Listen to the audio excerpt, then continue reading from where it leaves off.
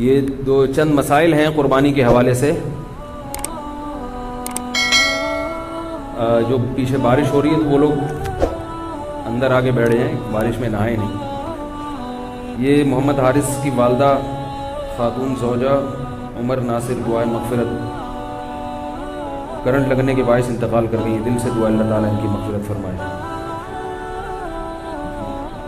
جی اچھا, ابھی نماز جنازہ بھی ہوگا اس کے بعد, ٹھیک ہے. یہ مسائل ختم کرتا ہوں تو پھر نماز جنازہ ہے اسے. قربانی کے بارے میں چند مسائل سن لیں. پہلا مسئلہ یہ ہے کہ قربانی کا گوشت کھانا عبادت ہے, جیسے میں نے بتایا. بعض لوگ یہ کرتے ہیں کہ گھر میں قربانی کرتے ہی نہیں ہیں, سارے حصے ادھر ادھر دے دیے انہوں نے. تو یہ ایک قسم کا تکبر ہے, سمجھ رہے ہیں. ٹھیک ہے, صدقے کی اپنی اہمیت ہے, مگر جب اللہ کی طرف سے ضیافت ہے تو اس کو کھانا چاہیے.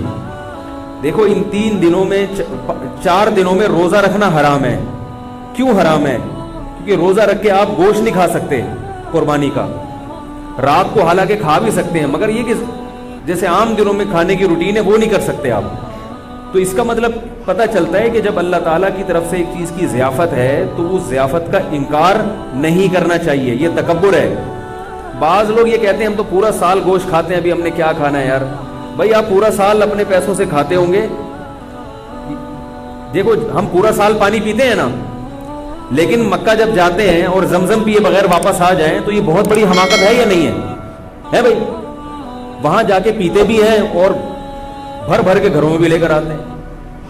کیوں لے کر آتے ہیں؟ اس لیے کہ وہ پانی اور اس پانی میں فرق ہے. وہ پانی پلانے والا کون ہے؟ اللہ ہے. یہ بھی اللہ ہی پلا رہا ہے, مگر اس کی نسبت اللہ اپنی طرف نہیں کر رہا. اس کی نسبت اللہ اپنی طرف کر رہے کہ میری طرف سے آفر ہے یہ تمہیں.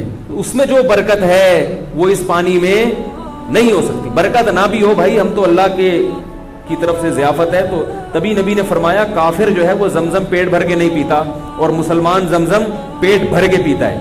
کافر اتنا پیے گا جتنے ضرورت ہوگی. کہے گا پیاس ختم ہو گئی اب کیا. مسلمان کہتا ہے نہیں بھائی اور پیوں گا, پیٹ بھر کے پیوں گا میں, اللہ پلا رہا ہے.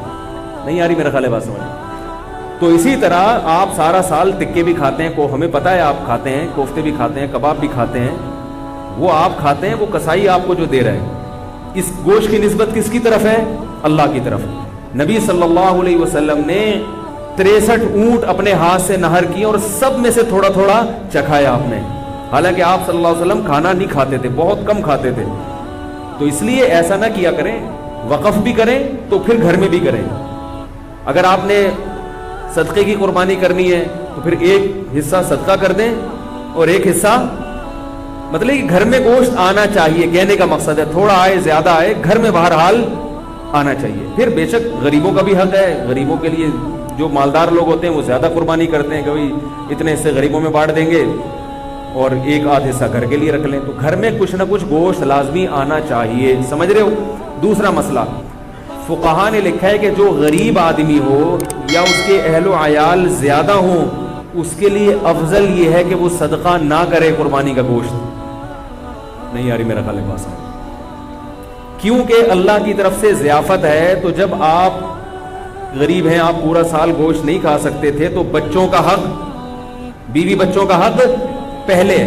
بعض لوگ سخاوت کا دریا بن جاتے ہیں, گھر میں بچوں کو اتنا نہیں مل رہا اور وہ سارا انہوں نے بانٹ کے, تو بھائی وہ پہلے, یہ غریبوں کے لیے ہے. میرا خیال ہے ہمارے ہاں اللہ کا شکر ہے کوئی ایسا غریب ہے نہیں, لیکن اگر کوئی بیٹھا ہوا ہو تو اس کے لیے بتا رہا ہوں. ہمارے ہاں سب کھاتے ہیں, پورے سال کھاتے ہیں الحمدللہ. لیکن اگر کوئی غریب ہے جس کو پورے سال گوشت کم ملتا ہے, تو وہ صدقہ نہ کرے, وہ 3 حصے نہ کرے, وہ سارا اپنی فیملی کو کھلا دے, خود بھی کھائے اور اسٹور کر کے اپنے بچوں کو کھلائے. وہ بچوں کو, بیوی کو, یا جو بھی اپنے قریبی رشتہ دار ہیں ان کو کھلا دے. تو یہ قربانی کے گوشت کے 3 حصے کرنا ضروری نہیں ہے, سمجھ رہے.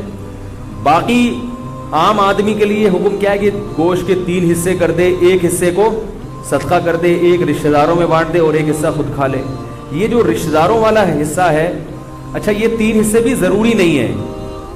اگر پورا ہی خود بھی کھا جائیں گے تو کوئی گناہ نہیں ہے, ٹھیک ہے.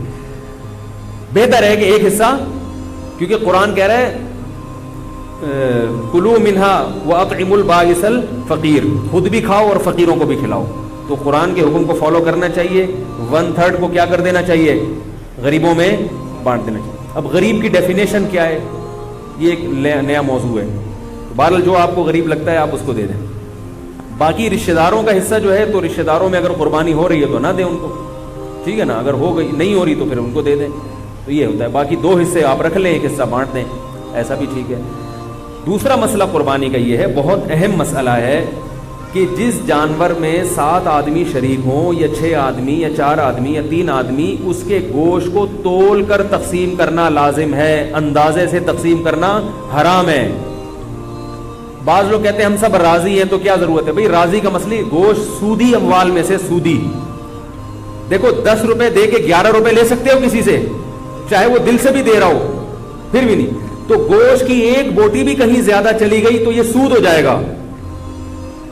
اب یہ فقہی مسئلہ, یہ علماء جانتے ہیں, آپ کو میں سمجھانا مشکل ہے. ایک بوٹی بھی زیادہ چلی گئی تو کیا ہو جائے گا, سود. اس لیے اس کو تول کے برابر برابر 7 حصوں میں تقسیم کریں. اور اگر اس ٹینشن سے بچنا چاہتے ہیں تو 7 حصوں میں کلیجی یا پائے ملا دیں, پھر تول کے تقسیم کرنا ضروری نہیں ہوگا. جیسے 10 روپے دے کے 11 روپے دینا تو حرام ہے نا, لیکن 10 روپے کے ساتھ ایک ٹافی رکھ لیں, ہے بھائی, پھر 11 روپے لے سکتے ہیں. یعنی وہ نوٹ کے علاوہ کوئی جنس آ جائے. یہ میں اس لیے اتنی تفصیل بتا, لوگ کہتے ہیں پتہ نہیں مفتیوں نے کیا دین کو بنایا ہوا ہے, یہ پائے ملا دو, کلیجی ملا دو, اس تکلف کی کیا دو. بھائی سود سے بچنا ضروری ہے. تو اب جب آپ اس میں کلیجی ملا دیں گے تو کلیجی گوشت کی جنس سے ایک الگ چیز ہے. تو اگر ادھر گوشت زیادہ آئے گا تو وہ کلیجی کے مقابلے میں ہوگا, ادھر کلیجی زیادہ آئے گی تو وہ گوشت کے مقابلے. جنس تبدیل ہونے سے سود کے مسائل پھر وہ پیش نہیں آتے. کلیجی ملا دیں تو جب کلیجی تقسیم شروع میں ہوگی تو کلیجی لوگ پہلے 7 حصوں میں ڈیوائڈ کر لیتے ہیں, ٹھیک ہے. تو اس میں سے کچھ کلیجی نکال لیں اور کلیجی 7 حصوں میں ڈیوائڈ کر کے تھوڑا سا اس میں گوشت ملا دیں. کلیجی میں گوشت مل جائے گا اور گوشت میں کلیجی. وہ ایک ہیروئن چی بیٹھا ہوتا ہے نا پائپ کے منہ میں, پائپ ہوتے ہیں نا برساتی نالے, اس کے اندر ہیروئن چی بیٹھ کے ہیروئن پی رہا تھا, کہہ رہا ہے میں پائپ کے منہ میں ہوں اور میرے منہ میں پائپ ہے. اس کو بڑا انجوائے کر رہا تھا اس سے وہ. تو آپ جب کلیجی میں گوشت ملائیں گے اور گوشت میں کلیجی ملائیں گے تو اس کو کیا کریں گے, آپ انجوائے کریں گے, ٹھیک ہے. تو شروع میں کلیجی کے 7 حصے کریں اور اس میں تھوڑی سی کلیجی نکال لیں, باقی کے 7 حصے کر کے اس میں 1-1 2-2 بوٹی ملا دیں. تو کلیجی بھی تقسیم کرنا آپ کے لیے جائز ہو جائے گا, ورنہ کلیجی بھی تول کے کرنی پڑے گی. اور آخر میں جب گوشت ہو تو اس میں تھوڑی تھوڑی کلیجی ملا دیں. یہ سودی مسائل سے بچنے کے لیے. سمجھ گئے کہ نہیں سمجھ گئے؟ یہ ہو گیا. پائے کو پھر جیسے چاہیں تقسیم کریں. دوسرا مسئلہ ہے قصائیوں سے متعلق. قصائی لوگ کیا کرتے ہیں کہ جانور کو کاٹتے ہیں تو کاٹتے چلے جاتے ہیں. شریعت میں حکم ہے 4 رگیں کاٹنے کے بعد جانور چھوڑ دو, اس کو تڑپنے دو. سمجھ رہے ہو؟ تڑپنے دو. اس تڑپنے سے فائدہ یہ ہوتا ہے اس کا جتنا بلڈ ہے وہ نکل جاتا ہے. ذبح کرنے میں ایک بہت بڑی حکمت کیا ہے کہ اس کا خون, سارا خون گندی اور ناپاک چیز ہے, وہ باڈی سے کیا ہو جاتی ہے, اس میں بیماریاں بھی ہوتی ہیں. یہ جو جانور میں کوئی بیماری ہو نا تو اس کے خون میں ہوتی ہے, خون کا نکلنا ضروری ہے, گوشت صاف ہو جاتا ہے اس سے. اب قصائی لوگ کیا کرتے ہیں کہ انہوں نے چونکہ اس دن میں نے بتایا نا تو سلام کا جواب نہیں دیتے اس دن, عید کے دن یہ اتنے بزی. یہ کیا کرتے ہیں, جانور ذبح کرنے کے بعد اس کے گلے میں چھری مارتے ہیں, اس کی یہ جو پیچھے اعصابی رگ ہے اس کو کاٹ دیتے ہیں. اس سے جانور کو تکلیف بھی زیادہ ہوتی ہے اور ٹھنڈا بھی جلدی ہو جاتا ہے. اس لیے میں کہتا ہوں کہ جس کھونٹے سے جانور باندھا ہوا تھا وہ کھونٹا ابھی خالی ہے, تھوڑی دیر کے لیے اس کھونٹے سے کس کو باندھ دیں, قصائی کو باندھ دیں. کیونکہ قصائی کنٹرول میں نہیں آتا, اس کو آپ 100 دفعہ بھی کہیں بھائی نہیں کاٹو وہ پھر بھی کاٹتا ہے, وہ پھر بھی چھورا مارتا. اس سے جانور حرام نہیں ہوتا, لیکن ایک جو ایک حکمت ہے, ذبح کا ایک شرعی طریقہ ہے, اس طریقے پر تو عمل نہیں ہوا نا.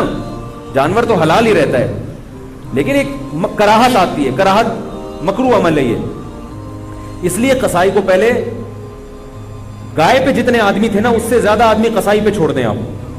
اس کو بولے اس کو تڑپنے دو, اور اس وقت تک وہ 8 آدمی کس کو پکڑ کے رکھیں گے, قصائی کو پکڑ کے رکھیں, کیونکہ وہ بھاگے گا, وہ آئے گا بولے گا نہیں میں کاٹن دو. اس کو پکڑیں آپ یا کھونٹے سے باندھ دیں. باقی جب جانور ٹھنڈا ہو جائے تو پھر کہیں آپ اب تمہارا کام شروع ہے. سمجھ گئے یہاں تک؟ تیسرا مسئلہ, جب جانور ذبح کریں تو بعض دفعہ آپ ذبح کر رہے ہوتے ہیں, قصائی بھی آ کے ہاتھ لگا دیتا ہے اس میں, لیکن وہ تکبیر نہیں پڑتا. جب 2 آدمی مل کے گلا کاٹیں گے تو دونوں کے لیے تکبیر پڑھنا ضروری ہے. اگر ایک نے بھی چھوڑ دی تو جانور مکمل حرام ہو جائے گا, اس کا گوشت کسی کے لیے بھی حلال نہیں ہوگا. انہوں نے گٹکے رکھے ہوئے ہوتے ہیں منہ میں, منہ ہل ہی نہیں رہا ہوتا ان سے, تو ان سے بولے بھائی گٹکا تھوڑی دیر کے لیے پھینک دو, تسلی کے ساتھ بسم اللہ اللہ اکبر پڑھو زور سے. اور علماء کہتے ہیں کہ جو لوگ وہاں کھڑے ہوئے ہیں ان کو بھی چاہیے تکبیر پڑھ لیں, تاکہ وہ جو ہے نا جو ذبح کر رہا ہے اس کو یاد آ جائے.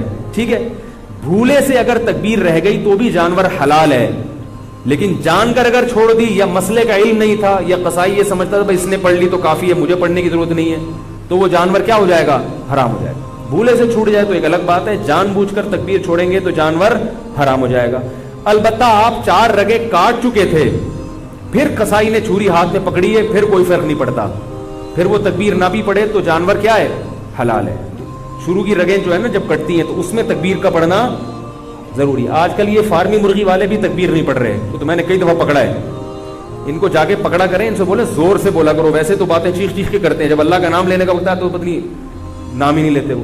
تو انہوں نے بھی گٹکے رکھے ہوئے ہوتے ہیں منہ میں, ان کے پاس اتنا ٹائم نہیں ہوتا, کیونکہ گٹکے کے ساتھ تکبیر پڑھنا بڑا مشکل کام ہوتا ہے. ٹھیک ہے نا, میں نے گٹکے والوں سے اس کی تحقیق کی, وہ کہتے ہیں پان بھی منہ میں, تو وہ سلام کا جواب نہیں دیتا, وہ تکبیر کہاں سے پڑے گا. ابھی کچھ دن پہلے میں جا رہا تھا, کسی سے موٹر سائیکل والے سے راستہ پوچھا, اس کے منہ میں گٹکا تھا, تو پورا گٹکا اس نے منہ سے پھینکا ہے میری خاطر, اس کے بعد اس نے وعلیکم السلام کہا اور پھر مجھے ایڈریس بتایا. میں نے کہا دیکھو یہ حالت ہے. تو اللہ کا نام لینا ہے زور سے, ٹھیک ہے, اور جانور خود ذبح کیا کریں, قصائی سے باقی کام کروا لیں آپ. نبی صلی اللہ علیہ وسلم نے خود جانور ذبح کیا, صحابہ خود جانور ذبح کیا کریں, یہ عبادت ہے. اور علماء کہتے ہیں کہ جس سے جانور ذبح ہوتا ہے نا, اس سے بھی انشاءاللہ اس گوشت میں کیا آتی ہے, لذت اور برکت. تو آپ خود کریں, اگر قصائی نیک آدمی ہے تو ٹھیک ہے, اس سے کروا لیں. قصائی میں نیک بھی ہوتے ہیں, برے بھی ہوتے ہیں, ہر طرح کے لوگ ہوتے ہیں, اور بہتر یہ کہ آپ کا جانور ہے تو آپ چھری خود چلائیں. بعض لوگوں کا دل بہت نرم ہوتا ہے, چھری نہیں چلتی ان سے, تو ان کو چاہیے چھری چلائیں, کیونکہ اسلام اتنے دل کی نرمی کو پسند نہیں کرتا. اگر اتنا نرم دل ہوگا تو آپ اپنے ملک کی حفاظت نہیں کر سکتے. آئی بات سمجھ میں؟ آپ اپنے دین اور ملک دشمن لوگوں سے لڑ نہیں سکتے. جو ایک صاحب تھے بڑے نرم دل تھے, وہ گائے خود ذبح نہیں کرتے تھے, کہہ رہے ہیں مجھے کچھ ہوتا ہے. جب انہوں نے پڑھا نا کہ اسلام میں ایسا حکم ہے تو پھر وہ خود ذبح کرنے لگے. انہوں نے کہا یار تھوڑا دل مضبوط کرنا ضروری ہے. ٹھیک ہے, اور عورت بھی ذبح کر سکتی ہے. جو خواتین ہیں اگر وہ گھر میں قربانی کر رہی ہیں تو وہ خود ذبح کریں, جس کا حصہ ہے وہ خود ذبح کرے, یہ زیادہ بہتر ہے. سمجھ رہے ہیں؟ باقی خواتین جب وہ ذبح کریں نا تو فوراً چھری کہیں چھپا کے رکھ دیں, ورنہ کسی وقت آپ بھی ذبح ہو سکتے ہیں. کیونکہ جب ایک دفعہ ان کا ہاتھ چل جائے نا, ان کو اچھا ہم تو یہ بھی کر سکتے ہیں, ابھی تک تو ان کو یہ ہے کہ ہم تو گلا کاٹ ہی نہیں سکتے کسی کا, تو اس لیے وہ چھری فوراً چھپا کے رکھ دیں. سمجھ رہے ہو؟ تو یہ ہو گیا قربانی کا ایک مسئلہ. جو جانا چاہیں بھائی جا سکتے ہیں, میری طرف سے اجازت ہے, میں نے نہیں بٹھایا. نماز صبح 7 بجے ہوگی, ٹھیک 7 بجے بھی نماز جنازہ یہ ہم کرتے ہیں تاکہ جو ہے نا. اچھا, دوسرا مسئلہ جلدی میں بیان کر دوں. تو یہ مسئلہ ہو گیا, گوشت تقسیم کرنے کا مسئلہ ہو گیا, اور قصائی کا مسئلہ ہو گیا. دوسرا, جانور میں 7 حصے ضروری نہیں ہے. 7 کا مطلب ہے زیادہ سے زیادہ 7 آدمی, 6 بھی برابر ہو سکتے ہیں. لوگ 6 آدمی گائے میں شریک ہے تو وہ 7واں تلاش کر رہے ہیں. بھائی کوئی بات نہیں, 6 برابر حصوں میں ڈیوائڈ کر دو اس کو. 5 آدمی ہیں تو 5 برابر حصوں میں ڈیوائڈ کر دو. 4 ہیں تو 4, 1/4 ایک کا, 1/4 دوسرے کا, 1/4 تیسرے کا, 1/4 چوتھے کا. 2 ہیں تو 2 آدھی گائے ایک کی, آدھی ایک صاحب نے مجھے کہا کہ ہم 2 بھائی ہیں, گائے لی ہم نے, تو 3 حصے میرے ہیں, 3 اس کے ہیں, ایک کسی کا نہیں مل رہا. تو میں نے کہا بھائی آدھی آپ لے لو, آدھی اس کی. انہوں نے کہا اچھا پھر ہم 6 حصے کرتے ہیں, 3 میں لے لیتا ہوں, 3 وہ لے لیتے ہیں. میں نے کہا اتنی ٹینشن کی کیا ضرورت ہے, 6 حصے کر رہے ہو اللہ کے بندے, سیدھا 2 حصے کیوں نہیں کرتے. آدھی ایک کی ہو گئی, آدھی دوسرے کی ہو گئی. اب آدھی میں یہ نہیں کہ پچھلا والا پورشن اس کا اگلا, ایسا نہیں, آدھی کا مطلب پوری میں جو آدھی. تو اس طرح سے یہ چند موٹے مسائل تھے, کیونکہ جنازہ تیار ہے, اس میں تاخیر, ویسے تو اتنی بھی تاخیر جنازہ میں نہیں ہونی چاہیے, لیکن یہ مسائل بہت اہم ہیں, اور یہ جو لوگ بیٹھے ہوئے ہیں تو بہت سارے اس میں پھر غائب ہو جائیں گے, اس لیے میں نے یہ مسئلہ بیان کر دیا. کوئی اور مسئلہ پوچھنا ہو تو پھر میری کال ٹائمنگ 5 سے 5:30 ہے, اور جامعۃ الرشید میں JTR میڈیا ہاؤس کے نام سے 8 سے 7:45 بجے لائیو مسائل کا سیشن چلتا ہے, اس میں بھی رابطہ کر سکتے ہیں. سبحانک اللہم و بحمدک, نشہد ان لا الہ الا انت, نستغفرک و نتوب الیک. جنازہ پڑھ لیں, پھر سنت بعد میں پڑھیے گا.